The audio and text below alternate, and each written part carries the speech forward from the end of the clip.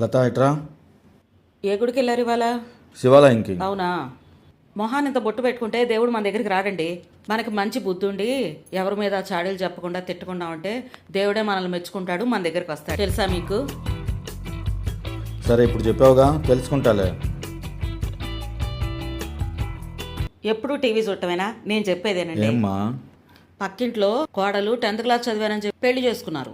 పెళ్ళైన తర్వాత తనే చెప్పింది 7th చదివానని. 7th చదివిందని అత్తగారికి కోపం వచ్చింది. ఆ అమ్మాయికి మూవీ సాంగ్స్ అంటే ఇష్టం అంట. అది చూస్తుందని చెప్పి అత్తగారు వచ్చి టీవీ ఆఫ్ చేసింది.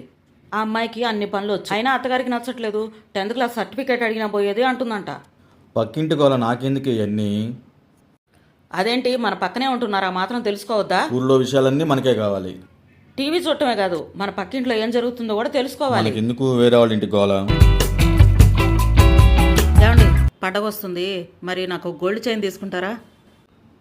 అది కదండి, మా అమ్మ వాళ్ళు ఇవ్వలేరు కదా. మీరు చేపించారనుకోండి, మా అమ్మ వాళ్ళ పేరు చెప్పి మీకు ఇస్తాను. అందుకని. సర్లే చేపిద్దాంలే. చేపిస్తారా? తీసుకుందాం. అంటే మీ వాళ్ళందరి ముందు గొప్పగా ఉంటుంది. ఓకేనా? మీరు బంగారం అండి. లత గారు, సుశీల్ గారు, రేపు షాపింగ్కి వెళ్దాం, వస్తారా? రేపా? రేపు మేము బయటకు వెళ్తున్నామండి. మాకు స్థలం రిజిస్ట్రేషన్ ఉంది. స్థలం రిజిస్ట్రేషన్ ఉందా? సరేలేండి, ఈసారి ఎప్పుడైనా సరేనండి. వెళ్దాం. ఏంటి అలా చూస్తున్నారు? ఏంటి, ఏం స్థానం రిజిస్ట్రేషన్ ఉంది? వాళ్ళ ముందు గొప్ప కోసం అండి. మన గొప్పలు వాళ్ళకి చూపించాల్సిన పనే ఉంది. అంటే మనం గొప్పగా మనకి అందరి ముందు మర్యాద మరి ఇస్తారు. ఇప్పుడేగా అన్ని నిజాలు చెప్తే దేవుడు మెచ్చుకొని మన దగ్గరికి వస్తాడని చెప్పావు. అది వేరండి, ఇది వేరు. లోక జ్ఞానం ఉండాలండి మీకు. మీకు లోక జ్ఞానం లేదు. నేను చెప్పినట్టు చేయండి, మీకు అందరూ మర్యాద ఇస్తారు.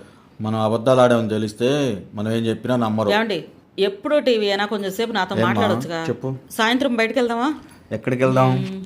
మూవీకి వెళ్ళి, రెస్టారెంట్కి వెళ్ళి, సరదాగా బయటకి ఎక్కడికైనా వెళ్దాం. కాలుకు వద్దంటావుగా, ఇప్పుడు ఎందుకు వెళ్ళాలనిపిస్తుంది? నిన్న ఎదురింటి అమ్మాయి ఏం చేసిందంటే, ఎదురింటి అమ్మాయి నాతో గొప్పగా మేము బయటకు వెళ్తున్నాం అని చెప్పింది. మనమే వాళ్ళ ముందు బయటకు వెళ్దాం. వాళ్ళు కొత్తదంట, వాళ్ళతో మనకెందుకు?